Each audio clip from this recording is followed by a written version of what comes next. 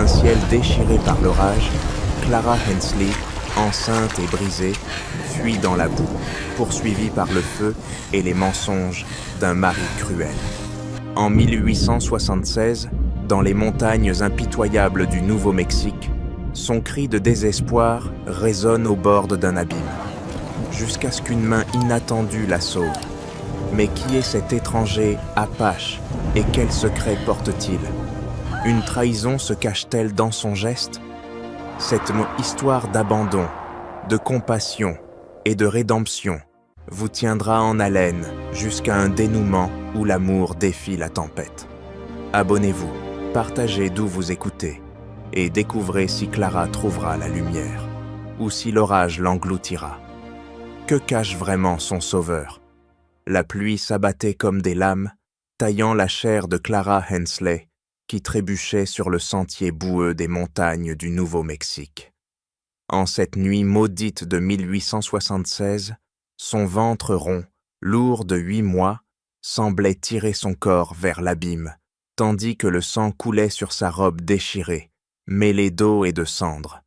Derrière elle, l'incendie dévorait la maison du pasteur Samuel Hensley, son mari, cet homme aux sermons enflammés qui, dans l'ombre, la brisait avec une cruauté masquée par la Bible. Il l'avait accusée d'adultère avec un Apache, un mensonge venimeux pour protéger son masque de sainteté. La ville de Silver Cross, aveuglée par sa parole, l'avait chassée à coups d'ongles de pierre et d'insultes, la laissant seule face à la tempête.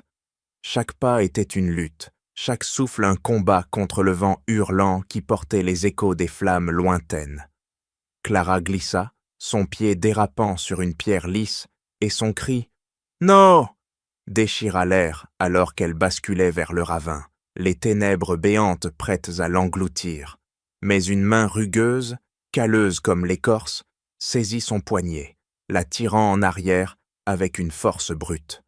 Elle leva les yeux, tremblante, vers un visage apache, taillé dans la pierre des montagnes, des yeux noirs brillants sous la foudre.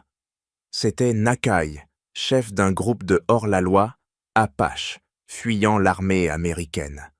Sans un mot, il drapa une peau de bison sur ses épaules, tremblante, et murmura. La voix rauque comme le tonnerre. « Si tu tombes encore, tu meurs.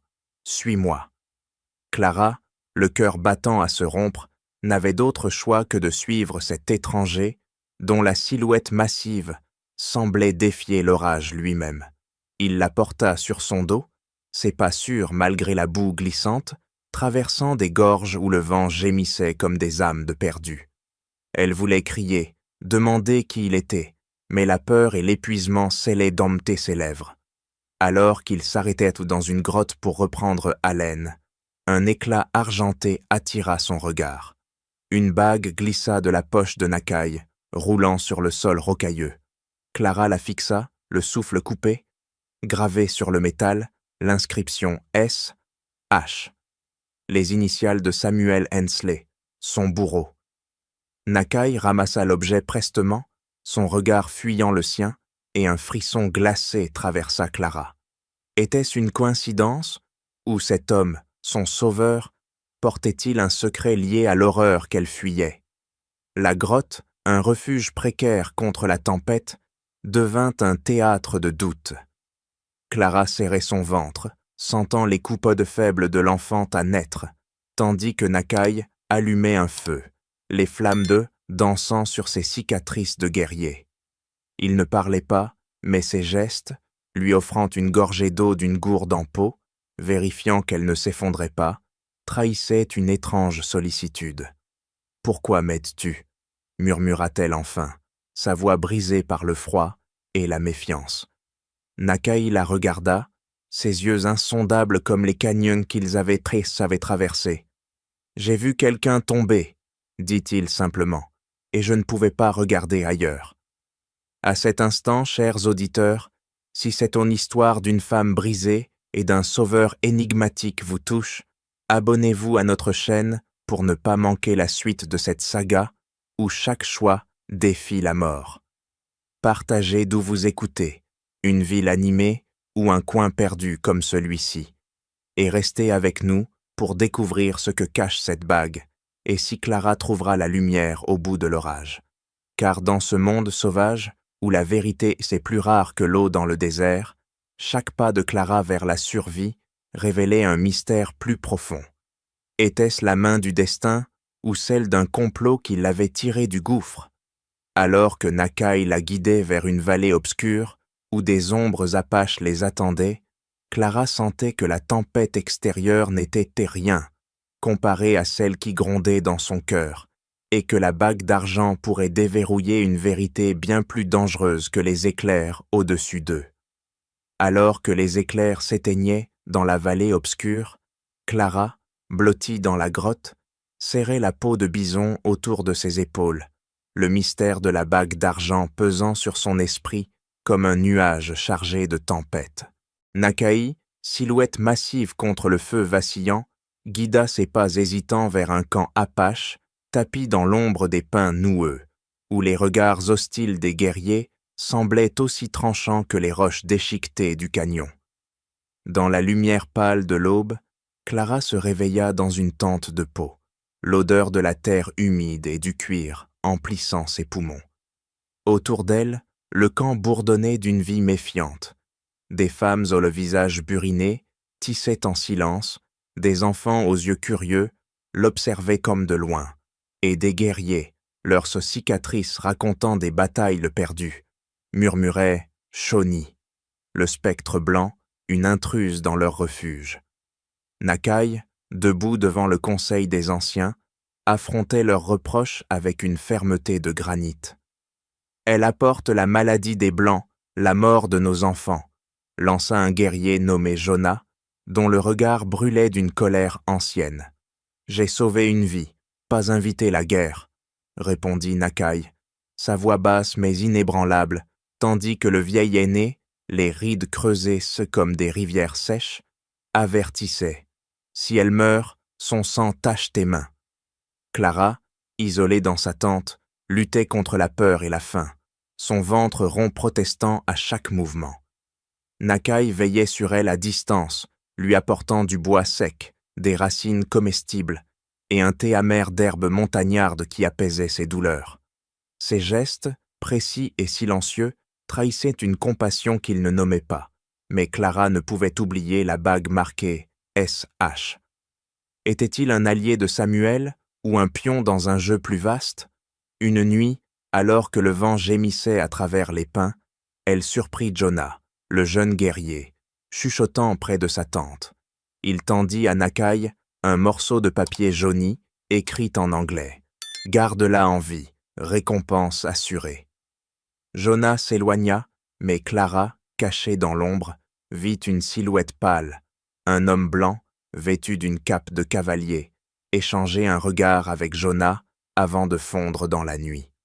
Son cœur s'emballa, un traître dans le camp et peut-être un complot liant Nakai à ses bourreaux. Chaque jour, Clara observait, cherchant des indices. Dans sa tente, elle trouva du pain, du vrai pain de blé, comme celui des boulangeries de Silver Cross, pas les galettes de maïs des Apaches. Qui l'avait placée là? Nakai ou l'inconnu qui complotait avec Jonah? Elle n'osait poser la question, craignant de briser le fragile bouclier que Nakai semblait dresser autour d'elle. Pourtant, il lui apprenait à survivre, comment tisser des cordes avec des fibres d'agave, comment repérer les baies non toxiques, comment lire les traces d'un puma dans la boue. La montagne ne pardonne pas, dit-il un soir, ces mots hachés par son anglais rudimentaire. Mais toi, tu es d'or plus forte qu'elle. Clara, les mains tremblantes autour d'une tasse de thé brûlant, murmura. « Je ne me sens pas forte, je me sens brisée. » Nakai secoua la tête, ses yeux reflétant les flammes. Ce qui est débrisé et tient encore est plus dur que la pierre. Chers auditeurs, si ce camp apache, où chaque regard cache un secret et chaque geste peut trahir, vous captive, abonnez-vous à notre chaîne pour plonger plus loin dans cette lutte pour la survie. Dites-nous d'où vous écoutez, un désert aride ou une ville bruissante, et restez pour découvrir qui tire les ficelles dans l'ombre. car dans ce monde de vent et de sang, Clara commençait à comprendre que la vérité était une proie plus insaisissable qu'un loup des montagnes. Alors que la neige menaçait de tomber, enfermant le camp dans un linceul blanc, les murmures s'intensifiaient. L'armée américaine approchait, traquant les Apaches, et des rumeurs de femmes blanches captives enflammaient sommets les plaines. Jonah, avec ses regards furtifs, semblait attendre un signal, et Clara, coincée entre la méfiance des Apaches et le mystère de Nakai, sentait une tempête nouvelle se lever, non pas dans le ciel, mais dans les cœurs, où la trahison et la compassion s'affrontaient comme des bêtes sauvages. Alors que la menace d'une tempête nouvelle grondait dans les cœurs du camp Apache, où la trahison et la compassion s'affrontaient comme des loups dans l'ombre, Clara, serrant son ventre lourd contre le froid mordant, observait les flocons de neige danser comme des cendres sur les cimes déchiquetées. L'hiver de 1876 s'installait dans les montagnes du Nouveau-Mexique, enveloppant le camp d'un silence glacé, brisé seulement par le craquement des feux et les murmures des Apaches, dont les regards oscillants entre méfiance et curiosité pesaient d'eau sur elle comme une chape de plomb. Dans ce refuge précaire, Clara apprenait à lire la montagne, ses leçons aussi rudes que le vent qui sculptait les roches. Les femmes Apaches, d'abord distantes, lui montraient comment puiser l'eau sous la glace des ruisseaux, leurs mains calleuses guidant les siennes pour briser la surface gelée avec des pierres aiguisées. Elle découvrait les herbes sauvages, celles qui soignaient et celles qui tuaient, tandis que les enfants, bravant les interdits, s'approchaient pour toucher son ventre, riant quand l'enfant à naître donnait un coup. Nakai, toujours à l'écart mais jamais loin, l'observait avec une intensité qui la troublait. Un soir, autour d'un feu où les flammes dansaient comme des esprits, il parla, sa voix grave mêlée au crépitement du bois. « J'avais un fils, dit-il, les yeux perdus dans les braises. Les soldats blancs l'ont pris, comme ils ont pris notre terre. J'ai juré de ne plus aider les tiens, jusqu'à ce que je te voie, suspendu au bord du vide. » Clara, le souffle court, murmura. « Si tu m'avais laissé tomber, je ne t'aurais pas blâmé. Ma vie était déjà morte à Silver Cross. » Nakai la fixa, ses cicatrices luisant sous la lueur orangée. « La mort ne choisit pas l'effort. Toi, tu es encore là. » Leurs mots, rares mais lourds, tissaient un lien fragile, un pont entre deux mondes que tout opposait, celui des Apaches, façonné par la survie, et celui de Clara, brisé par la trahison. Elle se surprenait à chercher son regard, à attendre ses visites, même si la bague SH et le pain mystérieux hantaient ses pensées. Était-il un protecteur ou un gardien d'un secret plus sombre? Mais le temps des questions s'effaça quand les douleurs de l'enfantement frappèrent, brutales comme un coup de tonnerre. Une nuit où la tempête hurlait, Clara s'effondra dans sa tente, les mains crispées, sur son ventre. Les femmes Apaches, alertées par ses cris, accoururent, leurs voix mêlées de chants anciens, guidant l'enfant à venir. Nakai, contre les traditions, resta à ses côtés, ses mains tremblantes tenant les siennes, alors que la douleur la déchirait. Sous un ciel déchiré par les éclairs, une fille naquit, ses pleurs perçant le rugissement du vent. Clara, épuisée, la nomma Hope, un mot fragile mais défiant, comme une étoile dans l'orage. Nakai, tenant l'enfant emmailloté dans une peau, murmura « Un esprit né dans la tempête, plus fort que la montagne. » Mais la paix fut brève. Les murmures du camp s'intensifièrent. Jonah, le guerrier aux yeux furtifs, ralliait les mécontents, affirmant que Clara attirait le malheur, que sa présence attirait l'armée américaine, dont les sabots résonnaient déjà dans les vallées. Les rumeurs de femmes blanches captives enflammaient les plaines. Et un matin, alors que la neige tombait en rideaux épais, Jonah dénonça Nakai devant le conseil. « Il trahit nos ancêtres pour une étrangère !» cria-t-il, brandissant une plume d'aigle tachée de boue, symbole de déshonneur. Nakai, impassible, fut saisi, ses poignets liés par des cordes d'agave, tandis que Clara, tenant Hope contre son cœur, était entourée par des lances pointées. « Elle doit mourir », siffla Jonah, « ou les esprits nous maudiront. » Mais avant que la lame ne s'abaisse, un coup de feu déchira l'air, et le chaos éclata. Des cavaliers, menés par Eliwood, mercenaire de Silver Cross, surgirent dans le camp, leurs fusils crachant le feu. Clara, paralysée, comprit. Il n'était pas là pour la sauver, mais pour l'effacer, elle et son enfant, afin que les mensonges de Samuel Hensley restent enterrés dans la neige ensanglantée. Alors que les fusils d'Eliwood crachaient bouchom le feu dans le camp Apache, transformant la neige en une boue écarlate où les cris des femmes et des enfants se noyaient sous le rugissement de la tempête. Clara, serrant Hope contre son cœur, trancha les cordes d'agave retenant Nakai, ses doigts glissant de peur et de froid. Dans l'obscurité déchirée par les flammes, ils fuirent vers les hauteurs, leurs silhouettes avalées par les pins tordus du Nouveau-Mexique, en cette fin d'année 1876, où la survie se jouait à chaque souffle. Leur course, désespérée, les mena à un sentier escarpé, où le vent hurlait comme un coyote blessé, portant l'écho des sabots des poursuivants. Clara, le bébé en pleurs blotti dans ses bras, trébuchait sur les roches glissantes, tandis que Nakai, une main pressée contre son épaule, ensanglantée par une balle, scrutait l'obscurité pour repérer leurs ennemis. Ils atteignirent une crête familière, celle où ils l'avaient sauvée du ravin des mois plus tôt, et, dans un éclair de foudre, découvrirent un refuge, une cabane abandonnée, vestige de l'enfance de Clara, ses planches rongées par le temps mais debout contre la tempête. À l'intérieur, l'air sentait la poussière et les souvenirs, et Nakai barricada la porte avec une poutre brisée, tandis que Clara, tremblante, allumait un feu avec des brindilles humides, les flammes vacillantes luttant contre l'humidité glaciale. « Si je reste, je meurs », murmura Nakai, son souffle court, alors qu'il vérifiait son revolver, dont il ne restait que 3 balles.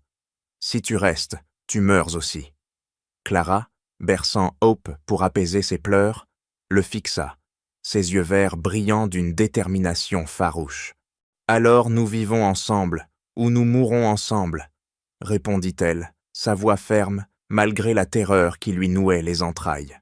Ils se préparèrent, entendant au loin les cris des soldats et le hennissement des chevaux. Nakai, adossé au mur, lui tendit un couteau à manche d'os. « Si je tombe, prends-le, protège-la. » Clara hocha la tête, le métal froid dans sa paume, un serment silencieux pour son enfant. 3 jours passèrent, 3 jours de silence oppressant, où ils rationnaient leurs maigres provisions, des racines séchées et un peu d'eau fondue de la neige. Clara apprenait à bander la blessure de Nakai, ses doigts maladroits de tremper de sang, tandis qu'il lui enseignait à tendre l'oreille au bruit de la forêt. Un craquement de branches, un murmure de vent, un signe d'approche.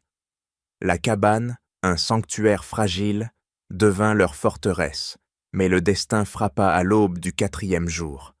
Des ombres émergèrent de la brume, menées par Eliwood, son visage tordu par une haine fanatique. « Femme impie !»